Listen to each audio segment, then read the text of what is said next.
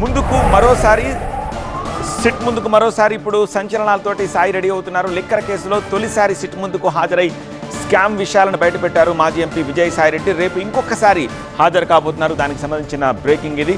So ఆయన మళ్ళీ ఎలాంటి సంచలనాలు బయట పెడతారో అని ఇప్పుడు వైసీపీ టెన్షన్ పడుతుంటే కూటమి నేతలు మాత్రం ఆతృతగా ఎదురు చూస్తారు. మరోవైపు విజయసాయి పొలిటికల్ కెరీర్ పైన కూడా ఆసక్తికర చర్చ జరుగుతోంది. కాకినాడ పోర్టు కేసులో విచారణకు హాజరైన విజయసాయిరెడ్డి లిక్కర్ స్కామ్ కేసుకు సంబంధించి సంచలన విషయాలు బయటపెట్టారు. లిక్కర్ కేసులో తొలి సాక్షిగా వాంగ్మూలం ఇచ్చారు. ఆయన ఇచ్చిన వాంగ్మూలం ఆధారంగా కేసిరెడ్డి రాజశేఖర్ రెడ్డి, చెవిరెడ్డి భాస్కర్ రెడ్డి సహా మొత్తం 11 మందిని అరెస్టు చేశారు సిట్ అధికారులు. జగన్ పేషీలో పనిచేసిన అధికారులను సైతం అరెస్టు చేశారు సిట్ అధికారులు.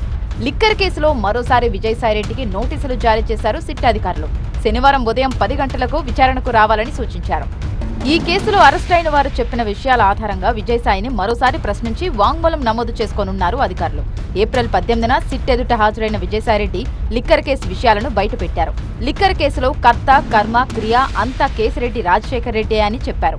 తనకు తెలిసి 3 సార్లు మద్యం పాలసీపై చర్చలు జరిగాయన్నారు. ఇవన్నీ కూడా రాజ్ కసిరెడ్డి మాత్రమే వీటికి జవాబు చెప్పగలడు, నేను చెప్పలేనటువంటి ప్రశ్నలు అన్నటువంటి విషయాన్ని చాలా స్పష్టంగా చెప్పడం జరిగింది. రాజ్ కసిరెడ్డిని పార్టీలో వ్యక్తులు నాకు పరిచయం చేయడం జరిగింది. 2017-18లో అనుకుంటా రాజ్ కసిరెడ్డి పార్టీలోకి వచ్చారు. అతను ఒక తెలివైనటువంటి క్రిమినల్, ఆ క్రిమినల్ మైండ్ సెట్ ఉండేటటువంటి వ్యక్తి. సిట్టు విచారణ తర్వాత పాలిటిక్స్ లో రీ ఎంట్రీ పైన ఆసక్తికర వ్యాఖ్యలు చేశారు విజయసాయిరెడ్డి. రాజకీయాల్లోకి రాకుండా తనను ఎవరూ ఆపలేరన్నారు. అదే సమయంలో ఆయన బీజేపీలో చేరతారని ప్రచారం జరిగింది. కానీ ఆయన బీజేపీలో చేరకుండా టీడీపీ, జనసేన అడ్డుపడ్డాయన్న ఆరోపణలు వినిపించాయి.